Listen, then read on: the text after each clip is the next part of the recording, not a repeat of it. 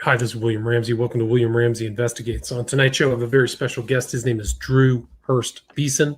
And in 2020, he published a book, which I just completed this morning. The title of that book is Paratrooper of Fortune, the story of Ted B. Braden, Vietnam Commando, CIA Operative, Congo Mercenary, and just maybe D.B. Cooper. And he's also an author of other books. Another one is Sighting In on the Zodiac Killer, Unmasking America's Most Puzzling Unsolved Murders. Also, I think there are some fiction books, The Cloak of the Brethren and Asleep in Hell. And he also hosts a true crime YouTube channel. What's the name of your YouTube channel? It just goes by my name. It's Drew Beeson. Drew Beeson, gotcha. Beeson. So, Correct. Drew, thanks for being on the show. How are you? Sure, I'm doing well. Thanks for having me on, William. Cool. Well, for people who don't know of your background, can you talk a little bit about it and what led you to this very interesting book about the legendary D.B. Cooper mystery?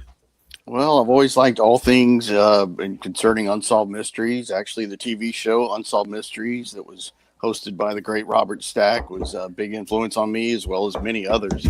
And I always liked cases that weren't solved and the mystery behind them. And this case was no different. This was the case of D.B. Cooper, who jumped out of an airplane in 1971 with $200,000 in $20 bills strapped to his body. So as soon as I learned that story, I was hooked. I mean, that guy was a legend to me. And I can't remember exactly how old I was at the time when that show came on. I was probably something when I in my 20s, but it stuck with me ever since. Gotcha. And so what? It was Unsolved Mysteries, but tell people who may not know the story of D.B. Cooper, what the whole background or the details around this daring robbery or skyjacking, as it was called. What were the details around it? Well, the details were, and it was kind of a first of its kind type of crime. It was called a skyjacking, which is hijacking an airplane for money, and it was a little different than anything that's ever happened before. Of course, well, on the eve of Thanksgiving, on November 24th, 1971, a man wearing a tie and an overcoat and carrying a briefcase was calmly walking through the airport in Portland, Oregon, and he bought a $20 ticket to Seattle, just a short flight north of Seattle, and he calmly boarded the plane. It was Northwest Orient's Flight 305, and he boarded the plane. He was the last passenger on. He took a seat in the back. And before the plane took off, he asked one of the stewardess. He says, "Miss, I have something for you." And he handed her a note, and she thought the stewardess thought he was just flirting with her. And he says, "Miss, I really need you to read that note." So she opened up the note, and it says, "Miss, I have a bomb, and I'd like you to sit next to me." So he finally got her attention, and she wound up sitting next to him, and he gave her demands, and she took it up to the cockpit to the captain, and it said, he's got a bomb in a briefcase. He's going to blow us up if we don't meet his demands. And those demands were 4 parachutes, 2 front chutes, 2 back chutes, and $200,000 in cash. So they quickly met his demands. They didn't want to take any chances. So plane takes off towards Seattle. And this all starts to unfold. And as soon as the plane lands from Portland in Seattle, they bring the money to the hijacker, and all the passengers get off except for a man later is going to become known as D.B. Cooper. He actually, when he bought the ticket, he gave the name Dan Cooper. D.B. Cooper was actually a media screw up because they were immediately looking for someone with the last name Cooper. And someone said there's a D.B. Cooper here that lives in, the area. So that's just that someone overheard that. So that name became legend. But he always went under the name Dan Cooper when he bought the ticket. So D.B. was just really a media screw up that stuck. So anyway, all the passengers get off. He's still on the plane. They bring on the cash. It was in $20 bills as he had requested. They brought him 2 front parachutes and 2 back parachutes. Well, obviously the plan is to jump out of the plane with the money. And they've all figured this out by then. So the plane takes off, and D.B. Cooper, they have some negotiations. Well, first before the plane took off, this is very important from Portland. D.B. Cooper demanded that they left down the rear aft stair, and this was a Boeing 727 jet, and it was one of the only ones that had what they call a rear aft stair, where the staircase would come down in the middle, and you could either board the plane or exit the plane by that staircase. It wasn't used that often. What was special though is DB Cooper knew that jet could take off with that staircase in the down position. The pilots didn't even know this, but DB Cooper did, and there was some arguing back and forth with Cooper and the pilots. He was demanding that the plane take off with that stair down, and they said, no, we're not going to do it, not negotiable. So we finally gave in, and they raised the staircase, and the plane took off from Portland. Soon after the plane was in flight, there was some more negotiations about how far they could get. He originally said he wanted to go to Mexico. They informed him that we don't have enough fuel to make it to Mexico, so they settled on Reno, Nevada. And not too long after the plane took off from Portland, he sent the stewardess back up to the cabin. There was no one else but the two pilots and the flight crew left, and they were all up in the front of the plane.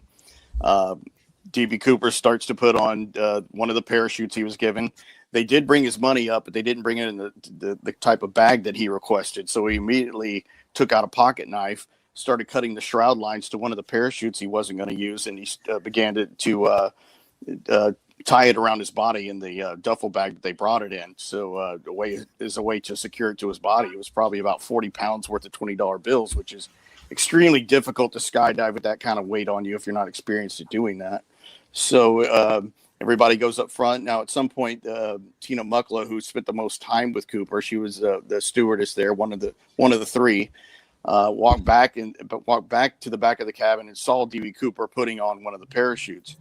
And he sent her back up front, and not too long later, there was what they called a pressure bump, and they thought that was Cooper getting the aft stair down. Actually, Tina Mucklow helped him to lower those aft stairs before he actually jumped. So she goes back up front. He's got the parachute on now, and at some point, they believe over Washington, over the town named Ariel, they think he jumped out of the plane with all the money strapped to his body.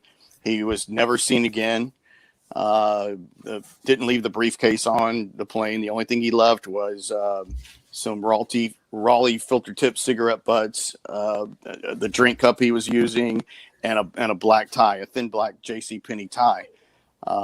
Nothing that he jumped out of the plane was ever found again, with the exception of $5,800 in $20 bills that was found in 1980 on the shore of a place called the Tina Bar outside of Vancouver, Washington.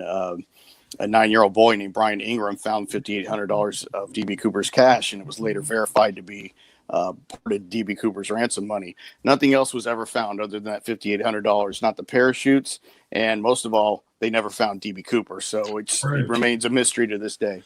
And it was $200,000 at that time was a substantial amount of money. I think it's like about 1.2 million today. So it was definitely a significant heist, but the money was found across from Portland, right? So Vancouver, Washington is right across the Columbia River. River, right? So, so somebody disappeared into the mist, never to be caught by the police for sure. But what led you to this character of Ted B. Braden? Well, I kind of had a resurgence getting back into the DB Cooper case, listening to Coast to Coast AM. There was a guy that Coast to Coast would have on at least once a year for a while, and around the time of the anniversary of the Cooper jump. And he was an attorney named Galen Cook. And he would come on Coast to Coast and talk about his suspect, a guy that was named William Gossett. He later changed his first name to Wolfgang. And he was a really interesting suspect to me, and everything that Galen Cook said. He was a real articulate guy, and talking about this Gossett guy and how he had survival training and all this stuff. And I kind of became interested in Gossett as a suspect, and just started looking into him a little bit more.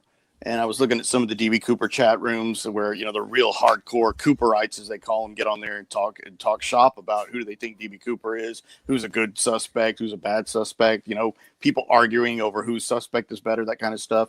And I would never join these groups. I would just kind of be a voyeur and reading the things they said. And one day I was reading one, and there was a guy named Bruce Smith who was the Grand Poobah of the DB Cooper case. He was on the HBO special recently, and he wrote a book called DB Cooper and the FBI. and it was Bruce Smith talking to another a guy on the Cooper message board that went by the moniker Snowman, and they were talking about this other suspect named Ted Braden. And immediately when I saw the name and what they were saying about this guy, just immediately fascinated me. They were saying this was the pick of U.S. Special Forces in Vietnam to be D.B. Cooper.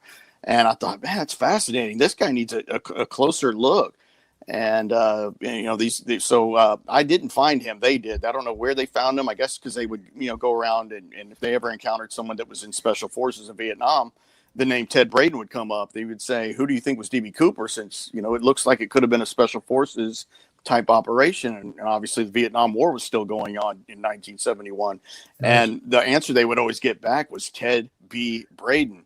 So I was hooked at that point, and I made a mission to find out everything I could about this guy. And not only just as a DB Cooper suspect, but about Braden's life, because it was fascinating. This guy was a true super soldier. He was Rambo before we ever heard the name Rambo. Not this big bulky guy. I mean, he was this, he's about 5'8", almost 5'9", but he was really lean. He was in his 40s already when he was in Vietnam. So he was already, kind of an older guy, but he was tougher than anybody. And the more I dug into his background, the more I became fascinated with him. Well, he was. What's interesting about him is he lied to get into World War II when he was 14. So he was by 1971, he was a very, very experienced adventurer / military guy, right? Heavily. He was actually, I think he just turned 16 when he joined a fight in World War II. And he was born in 1928, by the way, and he is deceased as far as we know. That's a little shrouded in mystery, but he was born in 1928, so he probably mid-90s or so now. But from what we know, he passed away in 2007, and he was cremated. And the details are pretty sketchy there. He's not like, he's not buried anywhere that shows, or even some of his family members that I found don't even know what really happened. I mean, I think his third wife probably knew, but she had Alzheimer's and things like that. So that was a little shrouded in mystery. But no, he did lie about his age and joined up to fight in World War II. And it's because he kind of had a bad home life with his stepfather. He had a pretty rough relationship with. So I think he really just wanted to get out of the house and started with his life. So he catches the tail end of World War II and winds up fighting in the Battle of the Bulge, some of the the harder battles as a paratrooper, a member of the 101st Airborne. And, he really saw some combat as a really young man over there. So, yeah, like you said, he was already a hardened combat veteran before he was 18. And Right. Had an on and off getting in and out of the military, for most of his career. He was career military for the most part until he left Vietnam. Can you talk about how he got into Vietnam and what his experiences in Vietnam were? Sure. He went over to Vietnam at the beginning of 1965, so it was still pretty early. And Braden wound up joining a special forces group called the Materials Assistance Command Vietnam Studies and Observations Group. And that was just called SOG for short. And that's a really benign sounding name for the Black Ops units in Vietnam. I mean, MACV-SOG was the elite of special forces in Vietnam. These guys were the ones that went into Laos, and they would do their primary thing was to do wiretaps, wiretap the North Vietnamese transmission lines and gather data. They had a machine they could hook up when they would make that wiretap, and they would be able to record messages that were obviously in North Vietnamese. They would have translated, and they would know where certain generals would be.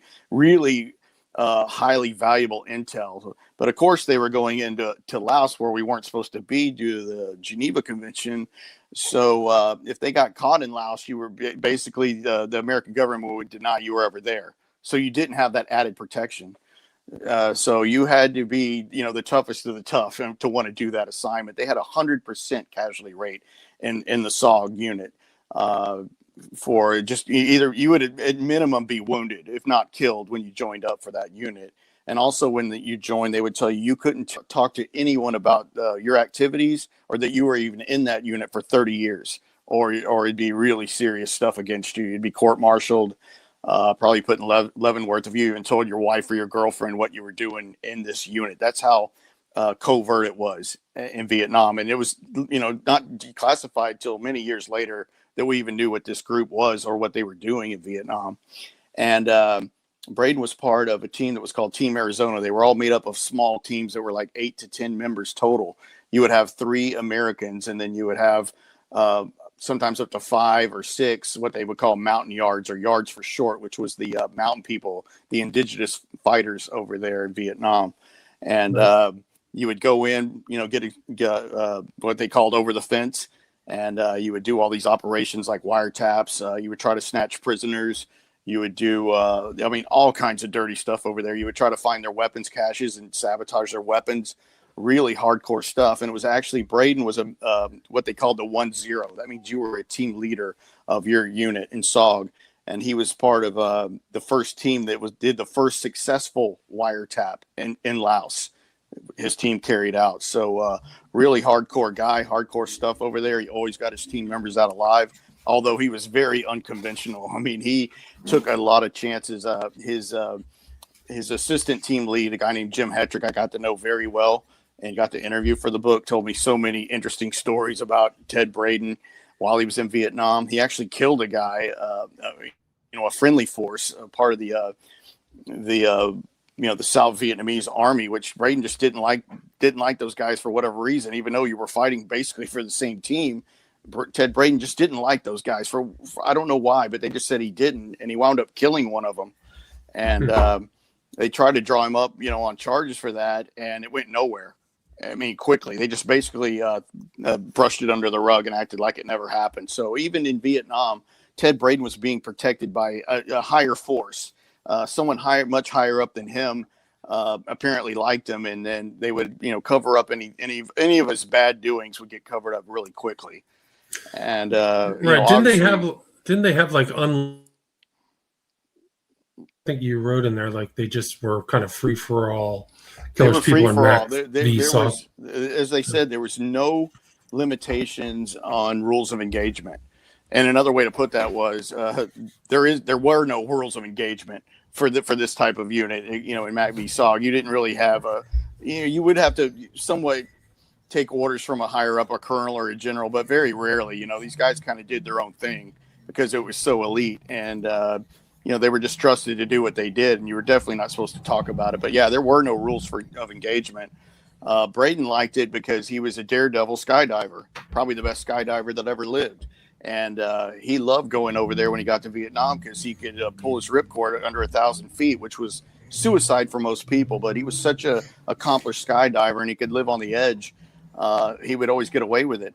As a guy named Donald Duncan said, who was Special Forces in Vietnam, later became a real big anti-war guy when he got back to the States, said that Ted Braden had a secret death wish, but it was coupled with the amazing instincts of survival.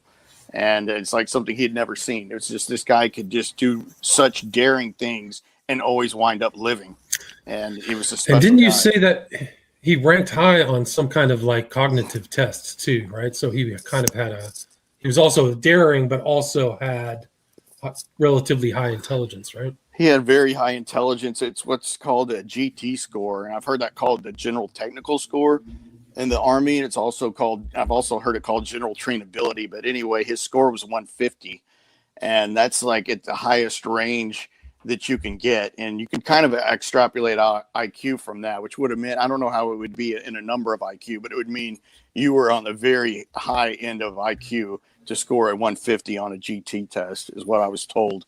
And Braden certainly had that high level of intelligence combined with all these abilities to be able to skydive and then, just covert warfare. He had it all. Right. And so he was in Nam, but then he decided he wanted to, or supposedly, go to the Congo, right? Right. He decided he wanted to become a mercenary because for Ted Braden, it was all about money. He never joined the military, even when he went to fight in World War II. It was never about patriotism or anything else. It was just in the beginning, just a way to get out of his, a bad home life. And what he discovered in the military was that he was a true super soldier. He had the ability to be a true super soldier. He just had that kind of genetic makeup to be a super soldier. And he found what he was good at, which was number one was jumping out of an airplane under any kind of circumstances. he was just the best at it. He was in a military jumping team called the Golden Arrows, where they would compete all around Europe. And he would often win most of those competitions. He was just that good at jumping out of a plane. He won multiple competitions doing that. So, going back to Vietnam, he was in a bar in Saigon where he would hang out a lot. And there was all kind of FBI types and CIA, mainly CIA types that would hang out there. And he was probably doing missions for them in Vietnam that a lot of people didn't know about. And, he would tell the other guys in his unit, if you ever see me in Saigon or around, you don't know me, because he was always running the black market and things like that. So he's sitting in a bar, and it's called the Carville Bar in Saigon in late 1966. I think it was December, and he heard about mercenaries fighting in the Congo, and they were making a lot of money to do it. And he was a sergeant first class at that point, and making decent pay, but not enough for him, because he was so good at what he did. He wanted to go make more money being a soldier. So, not having any real patriotic ties, he just decided to leave Vietnam on his own. He basically went AWOL, deserted Vietnam, finds his way back to the United States, stays over the Christmas holiday and in January, and he makes his way over to England. And finally finds himself over in Belgium, and he goes to a hotel where he's going to find this recruiter for mercenaries that fight in the Congo, and that's where he was told that they could be, at a certain hotel in Belgium. So he finally winds up meeting this guy. He was going to join one group, it turns into another. He finds up joining a group called the 5 Commando, which was famous for having a commander named Mike Hoare. He was called Mad Mike Hoare, an Irish guy, but Hoare was already gone at that point. A new guy took over named Ralph Peters. And so Braden makes it to the Congo. He goes through all their tests.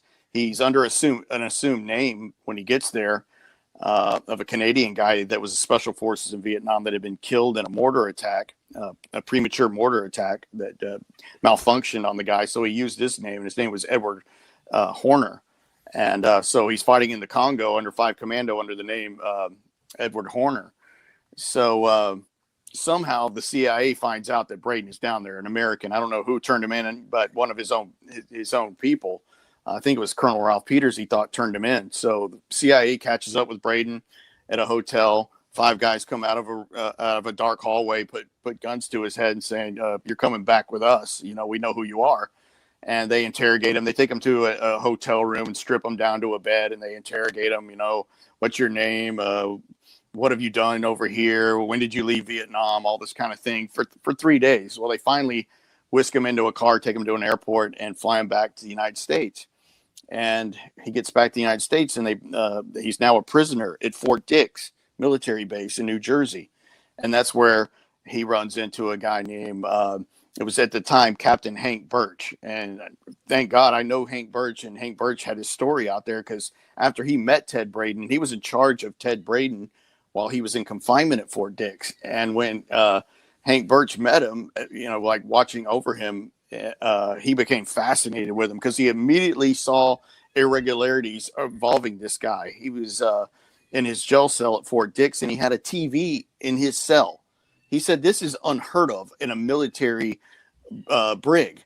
The guy had a TV. He said he had filtered tip cigars, and anything with a filter was strictly forbidden at Fort Dix, because prisoners would use the filters to jam up the toilets and just make all kind of trouble. But Braden had TV, like I said. He had filtered tip cigars. He had his clothes looked perfect all the time. That's one thing about Ted Braden. He was extremely conscious about how he looked.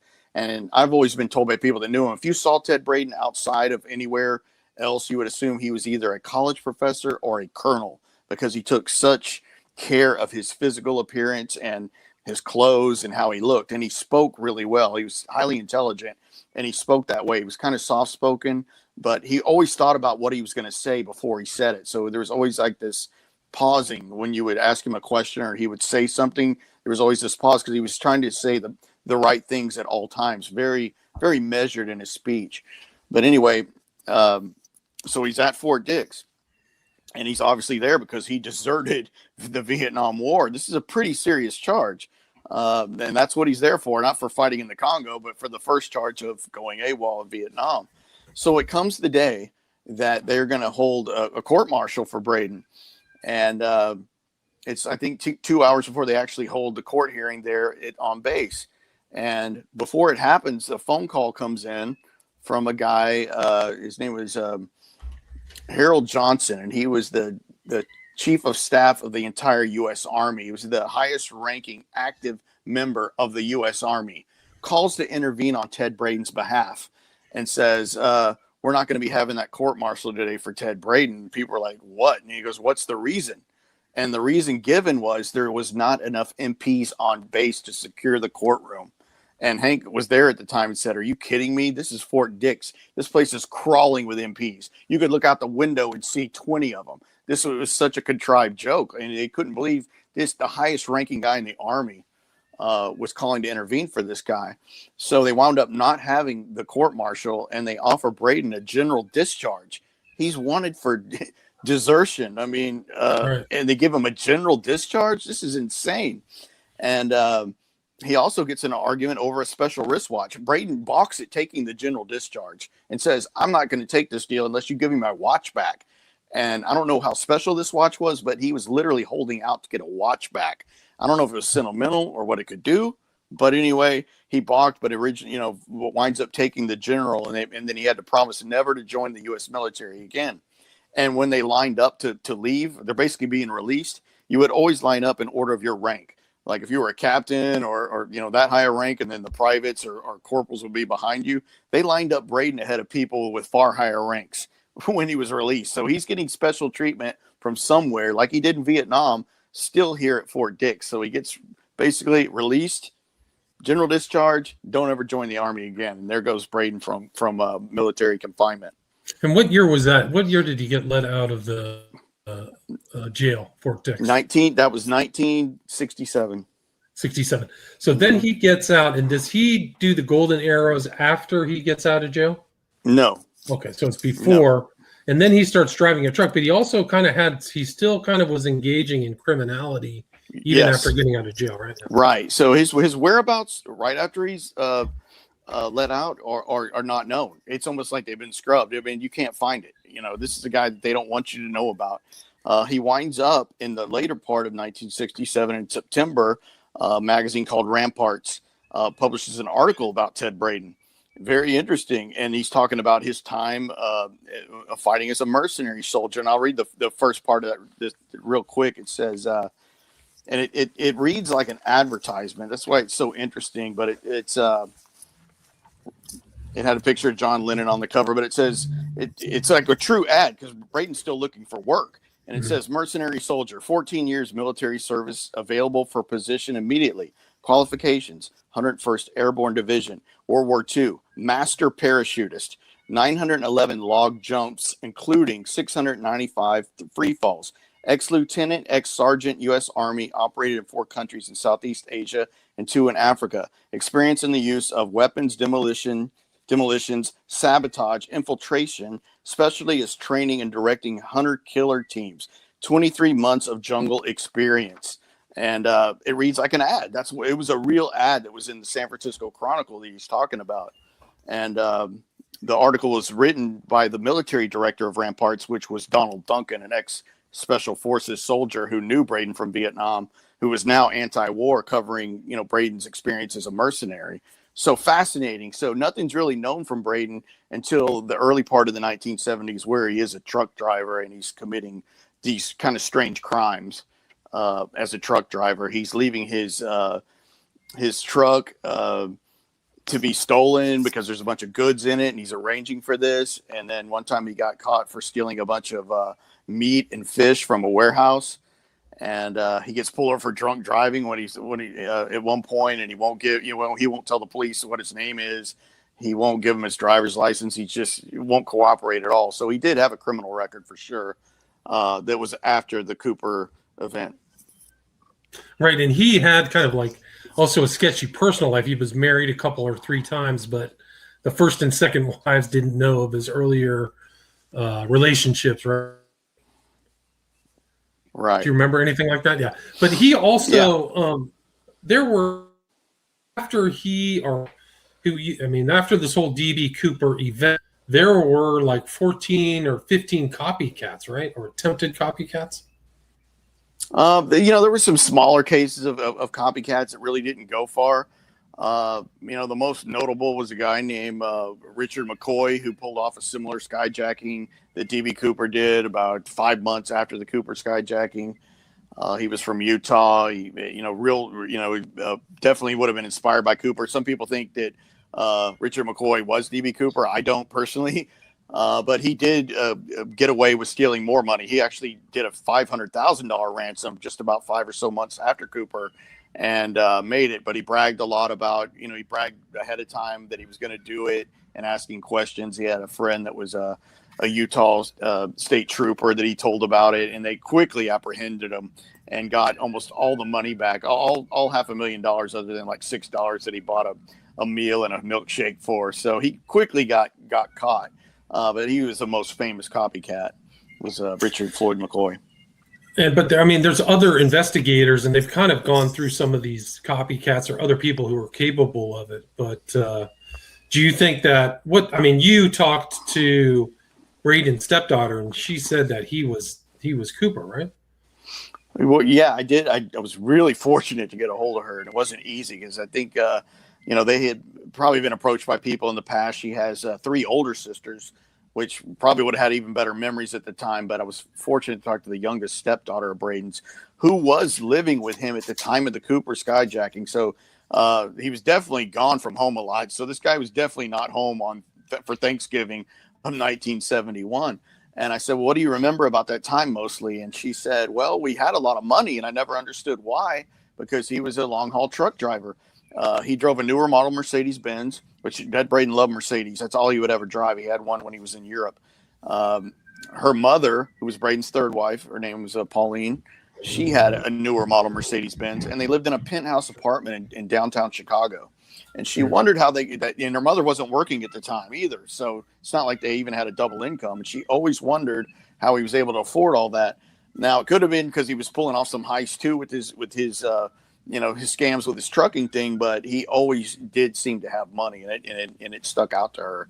And actually, her mother, she asked her mother point blank one day, was Ted DB Cooper? And her mom looked at her and very as seriously she could say, yes, he was. But the caveat to that was she was in the early stages of Alzheimer's disease, unfortunately. And I asked the daughter, do you think she was telling the truth or was lucid enough to mean it? She said, yeah, I do. But I have to preface it with she had early stages of Alzheimer's, unfortunately. Right. But she said for many years the FBI was calling on them. And he also kind of had distinguishing characteristics of what this woman, Tina Mucklow, saw on the plane, right? Absolutely. Absolutely. Tina Mucklow said he was a gentleman, despite the FBI trying to say that he was a bad guy, or some of the people like, I think it was Ralph Himmelsbach, one of the earlier investigators, would say, oh, he's a thug. He's a bad guy. Tina Mucklow said he was a perfect gentleman, and he didn't cuss. He was always calm. It was just extremely calm that when he was going to jump out of a 727 into bad weather at night, which tells you this person was extremely trained. But anyway, going back to the politeness, I was told by Al Tyre, who was Braden's jumping partner in the Golden Arrows in the early 60s, he said, one thing I would never forget about Ted Braden was how he treated women. He treated women with the utmost respect, other than being on his third wife, of course. But he said if a woman walked into a room, like at a bar or any type of room, Braden would immediately stand up. And if you didn't stand up too, he would get all over you. And Al said, I remember one time a woman walked into a room, Ted stood up and I didn't. And I'll never hear, I never heard the end of it. He said, you better never let that happen again, Al, in my presence. When a woman comes into the room, you stand up immediately. It was one of the things you'd never forget about Ted Braden, and that really fits in with Tina. Also, of course, Tina Mucklow spent the most time with DB Cooper, and when she talked about his accent, she said he really didn't have a discernible accent, and she thought it was possibly because he was from the Midwest. Well, Braden was from Ohio. Can't get any more Midwest than that. So he had so many things going for him, just from what Tina described. Just fit right in. He had kind of like a neck. I mean, his face does look like it too, like the same kind of drawing.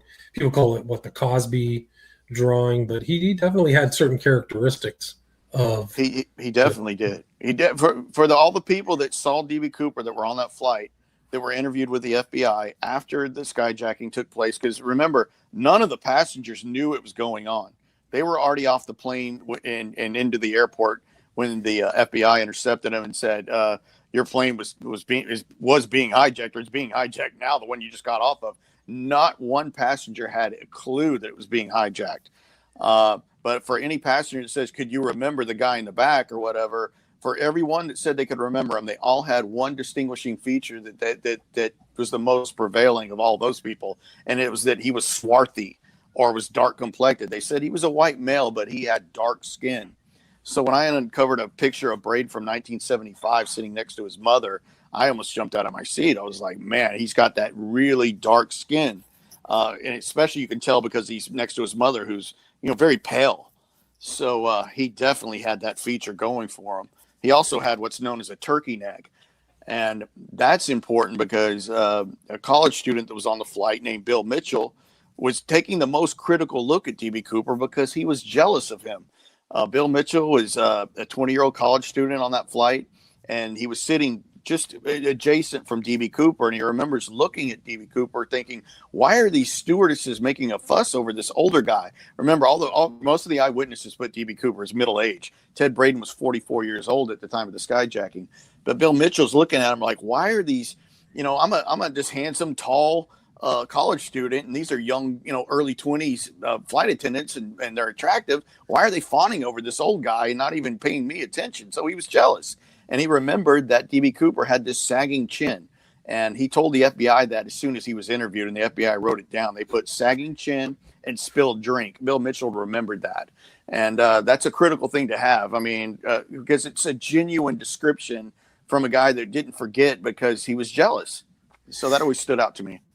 And also, like this, the conduct of the caper itself never had any physical violence. So it's not like somebody panicked and had to punch somebody or engage in. It was such a controlled thing. You would have to think this person first timer, because when you compare him to other possible suspects who are much younger or first time criminals, they just act in a panicky way, right? When you compare it, so it's like this guy either is involved in other criminal or this kind of Rambo special ops thing where everything's placed out in time, which you had to do to pull it off successfully. Would you agree with that? Absolutely. Another, going back to Richard Floyd McCoy, who pull off a similar skyjacking.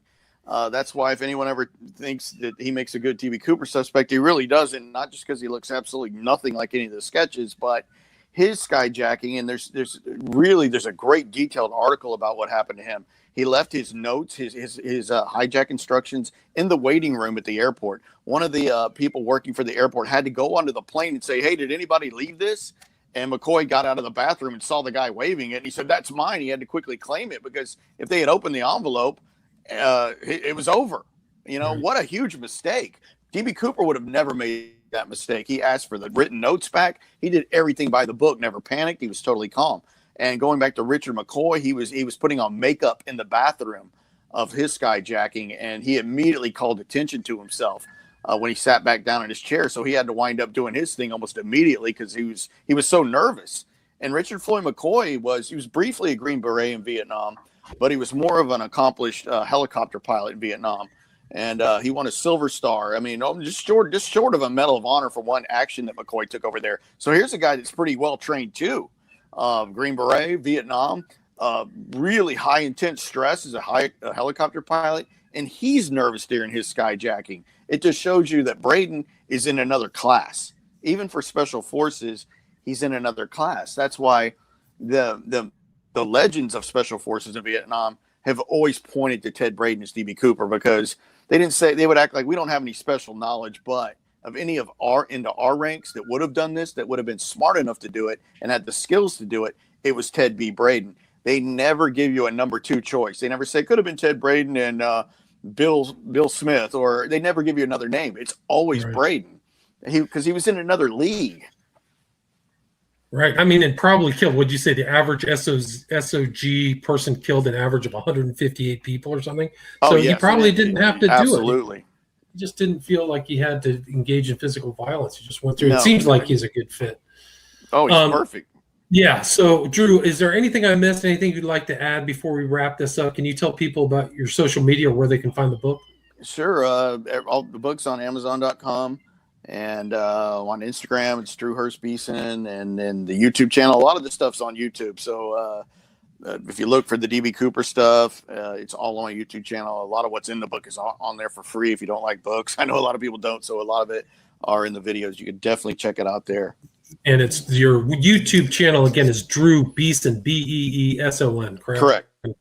And then it's also on YouTube. Again, the title of the book is Paratrooper of Fortune: The Story of Ted B. Braden, Vietnam Commando, CIA Operative, Congo Mercenary, and Just Maybe DB Cooper by Drew Beeson. Drew, thank you so much for being on the show. Thank you. Appreciate it, William. All right, take care. Have a great week.